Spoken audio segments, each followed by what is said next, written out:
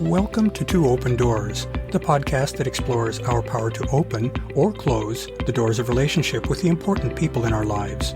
We hope you'll learn from and share your wisdom with our community. Thanks for joining us.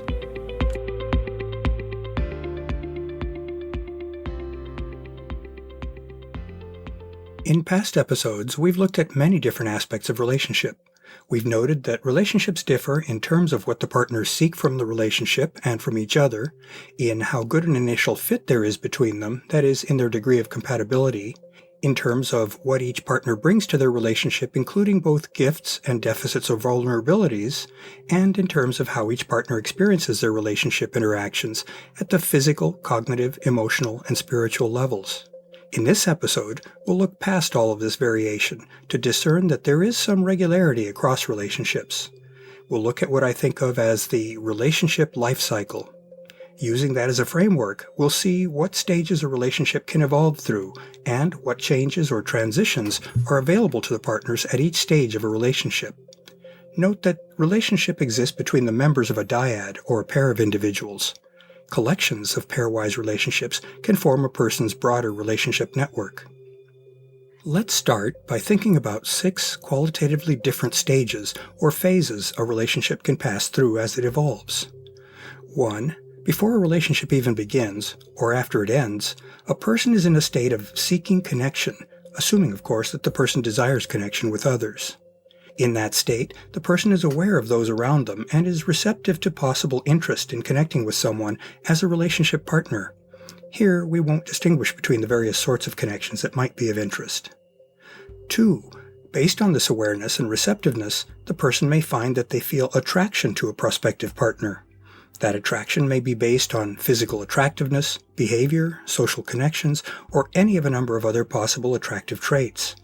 A person can feel attraction for someone solely on the basis of what they can observe about that person from the outside, that is, without any significant personal interaction. The, at times, overwhelming emotional high of attraction is driven by the hormonal influence of dopamine and serotonin. The resulting feelings are responsible for the new relationship energy that often marks the start of a significant new relationship. 3. Once one feels attraction for someone, that attraction can undergo a process of deepening or becoming stronger.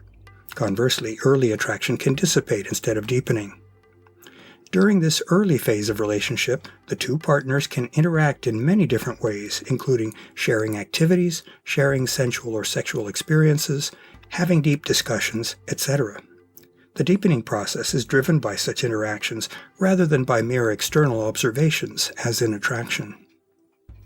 4.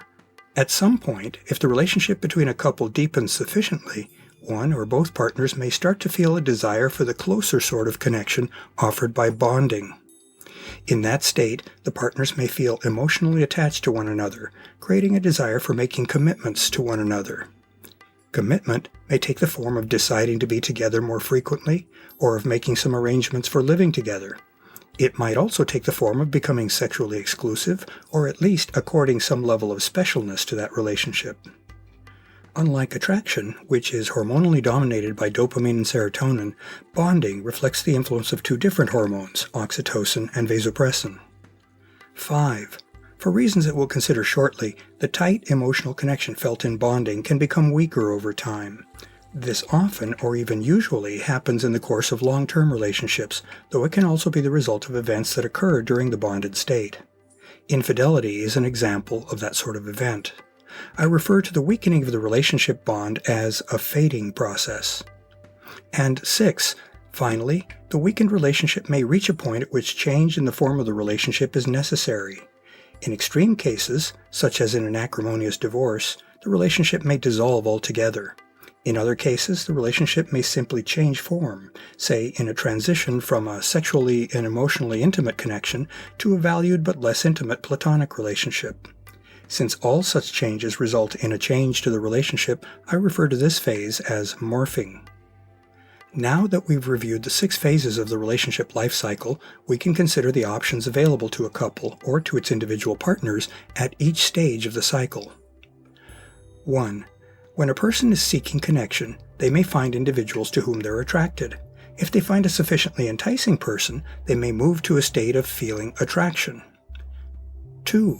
Once in a state of attraction, the person has two alternatives. First, if the attraction is sufficiently strong, the person may move on to a state of desiring a deepening of the connection. Alternatively, if the connection isn't compelling, the person may instead decide that the attraction was a flash in the pan. In that case, they return to a state of seeking connection, awaiting other prospects. 3. If the person has moved from attraction to desiring a deepening of the connection, they have several alternatives. First, they may remain in interaction with the partner for a long time. One can visualize such a situation as looping from attraction state back into attraction. At some point, the person and their partner have interacted enough that either of two things may happen.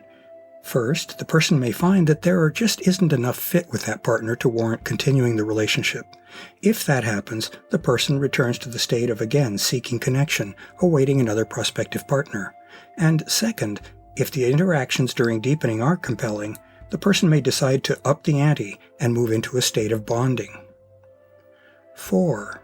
Once in the bonding state, the person really invests in nurturing the relationship.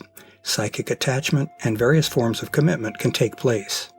As in deepening, the couple may spend a long time, potentially a lifetime, together in the state of bonding. That can be thought of as a looping from bonding back to the bonding state. Alternatively, either partner or the couple may decide that they no longer wish to remain bonded.